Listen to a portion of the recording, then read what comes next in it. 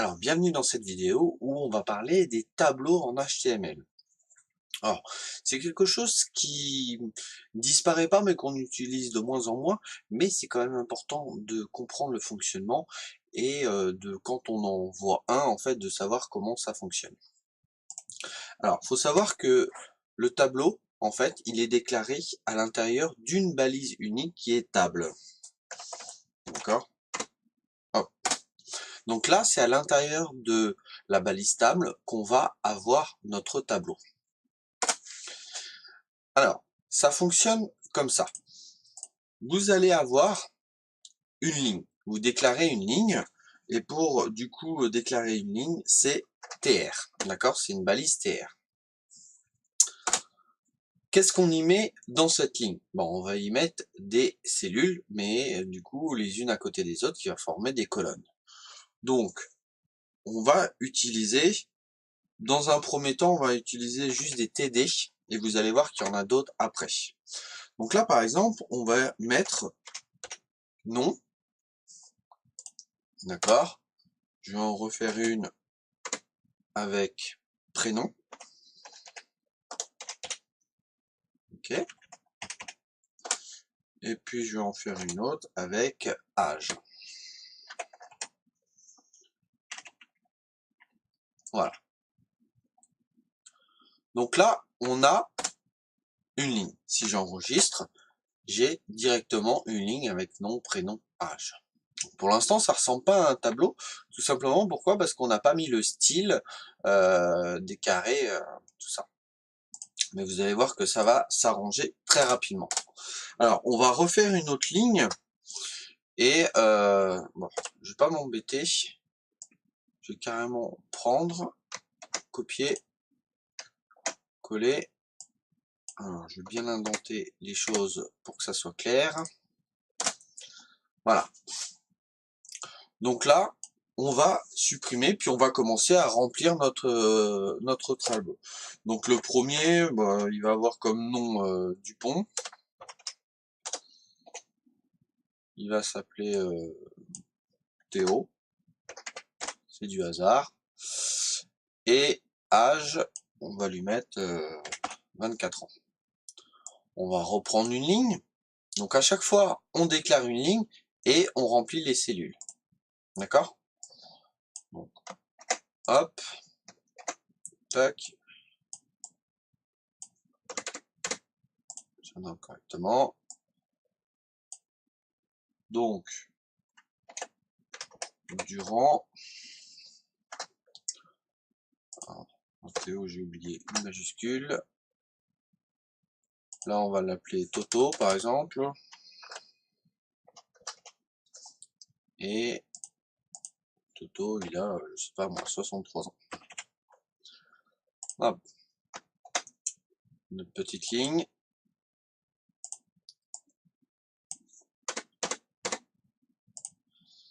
Et le dernier, du coup, ça va être plein. Et Léo. Bon, peu importe. Léo, Paul, peu importe. Hop, et on va dire, je sais pas, il a 12 ans.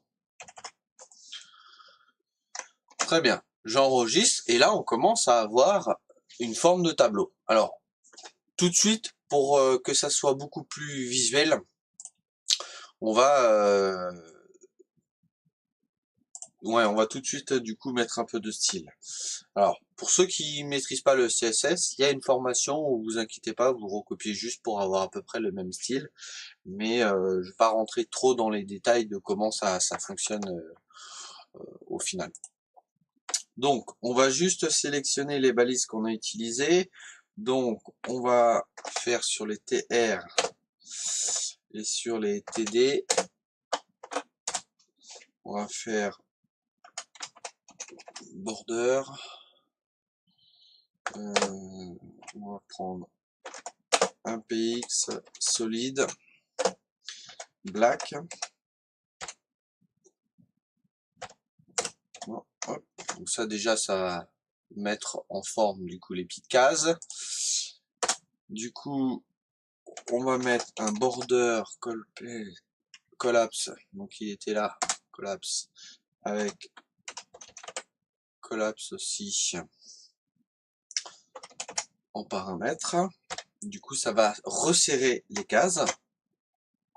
Alors, ça ne fonctionne pas. Pourquoi ça ne fonctionne pas? Tac, tac, tac. Collapse. Ah bah oui. C'est sûr, c'est pas sur les cases, c'est sur le tableau. Si je mets pas les choses au bon endroit, donc c'est sur le tableau directement. Hop. Donc là, voilà. Ce qu'on va faire, c'est on va mettre du coup 100 px. Voilà. Et avec un texte à ligne en center. Voilà, donc là on a un début de tableau qui commence à être relativement pas mal. Ce que je vais faire du coup, c'est agrandir, voilà, pour que vous voyez mieux. Alors, je vous ai dit en tout début qu'il existait une autre style que les TD, tout simplement parce que on va imaginer que pour le titre, on voudrait que ça soit un peu plus en gras. Et dans ces cas-là, on a une balise qui s'appelle la balise TH. D'accord? Donc au lieu des TD, on va remplacer avec les TH. Alors quand je vais enregistrer, ça va casser un petit peu la mise en page, tout simplement. Pourquoi? Parce que il va falloir dans notre style rajouter la balise TH, que j'ai pas fait avant, puisque on l'avait pas encore vu. Donc voilà, on a bien notre tableau, et là vous avez vu que c'est un peu en gras. Bon, imaginons qu'on ait un plus gros tableau. On peut très bien déterminer des zones. Là, on va imaginer que c'est l'entête, du coup, la tête de notre tableau. Toutes les informations, le corps, et en bas, en général, quand il y a total tout ça, où on peut reprendre les mêmes informations, c'est le footer, le pied de page. Et bien du coup, on va reprendre exactement ces mêmes noms-là, en rajoutant le T à chaque fois devant. Donc par exemple, si on fait un T-head, d'accord, on peut prendre ce qu'il y a à l'intérieur et le mettre directement dans le T-head. Hop. Là, on peut faire la même chose avec le corps, donc T-body. On prend tout le corps.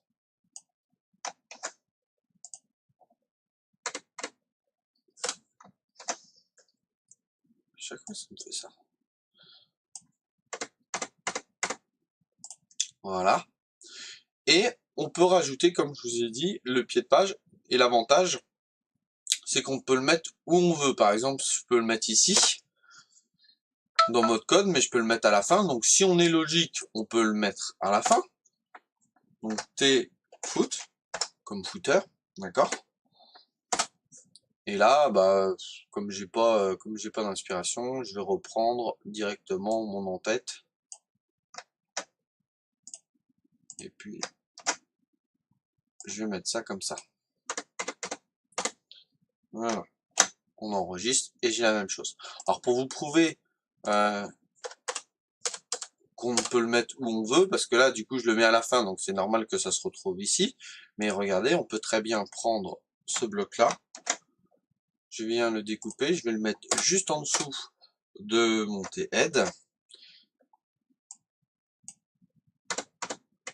hop, et ça va strictement rien changer au niveau de la disposition. Donc voilà un petit peu comment ça se passe. Pour mettre un titre à notre tableau, vous pouvez mettre à l'intérieur de la balise table, où vous voulez, au début, à la fin, comme vous voulez, une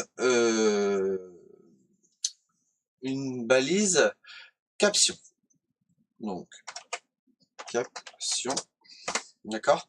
Et ça va déterminer en fait le titre de notre tableau. Donc là, par exemple, je vais juste marquer, on va imaginer que c'est un tableau pour des inscriptions. Inscription. Ok? Donc on a notre... Alors on peut changer avec le style directement, si on le veut au-dessus, en dessous. Ça, voilà, vous pouvez le mettre. Donc, on a vu comment remplir notre tableau, comment faire des lignes. Donc à chaque fois, il faut déclarer une nouvelle ligne avec un TR, d'accord? Ça déclare une nouvelle ligne. Et on remplit avec soit des TH, soit des TD, notre ligne. Imaginons maintenant, alors là il y a un exemple qui est pas forcément, qui va pas être forcément parlant dans ce cas-là, mais imaginons que j'ai envie de fusionner deux lignes comme ça, d'accord, bah deux colonnes entre guillemets, ok. Donc on va se mettre au niveau de cette ligne là, donc c'est ici. On va aller sur Léo, par exemple c'est Léo, je veux que Léo prenne les deux cases. Donc je vais enlever le 12, il n'a plus le dette. Sauf que si je fais ça, qu'est-ce qui se passe? Eh ben j'ai un vide. C'est pas ce qu'on veut. On veut que Léo prenne les deux. Donc là, on peut utiliser call span. D'accord? Avec un chiffre, d'accord, qu'on va mettre, et ce chiffre-là détermine combien de colonnes on veut fusionner. Nous, dans notre cas, on veut fusionner celle-là avec celle-là, donc ça va être 2 colonnes. Ok? Donc on enregistre, et on a bien Léo qui prend les 2 colonnes. Ok? Vous imaginez qu'il y a la même chose pour les lignes, d'accord? Donc on va imaginer que Théo et Toto ont le même âge, ont 24 ans par exemple, ou 63 ans, peu importe. On va mettre 63 ans. Hein. Donc là, on supprime le... Alors, si on met 63 ans, il faut mettre la première à 63 et supprimer celle-là. Hop, et là, au lieu de mettre call span, il faut mettre row span. D'accord? Hop, et toujours la même chose. Comme il n'y en a que 2 lignes, 1, 2, on met le chiffre 2. Si on voulait fusionner les 3, il fallait mettre 3. Okay, on enregistre et on a bien 63, du coup, qui a fusionné entre les deux. Donc voilà comment fonctionnent à peu près les tableaux en HTML. Alors, je disais qu'on ne s'en servait pas trop de cette façon. Il existe je vais dire un framework. Du coup, il y en a qui vont peut-être dire ah non, c'est pas un framework, tout ça.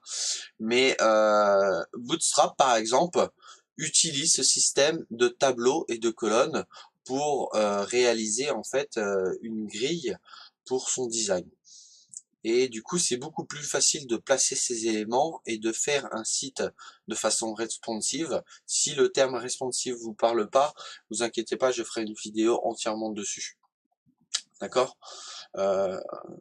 Juste une petite définition, en fait, quelque chose de responsive, un site qui est responsive, ça veut dire qu'avec le même code, en fait, il s'adapte aussi bien sur un écran d'ordinateur, de téléphone, de télé, sans grosse déformation. D'accord? On fait juste quelques réaménagements de temps en temps, mais le code, il est assez simple et il est générique à tous les supports. Donc voilà, quelque chose, un site qui est responsive.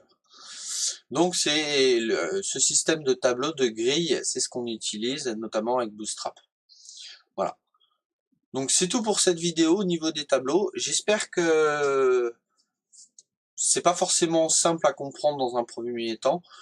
Entraînez-vous, essayez de faire des choses, essayez de faire un tableau, de manipuler un petit peu. Vous allez voir que c'est pas si compliqué. Si vous avez des questions, des choses où je suis passé assez vite et que vous voulez plus d'informations, n'hésitez pas à laisser un commentaire, j'y répondrai et si je vois que vraiment il y a un souci, je referai une vidéo. Voilà. En tout cas, moi je prends un très grand plaisir à faire ce genre de vidéo et vous pouvez toujours m'encourager en mettant un pouce bleu vers le haut, il n'y a pas de problème, en vous abonnant à la chaîne et en partageant un maximum les vidéos. Je vous dis à bientôt sur une prochaine vidéo. Ciao ciao.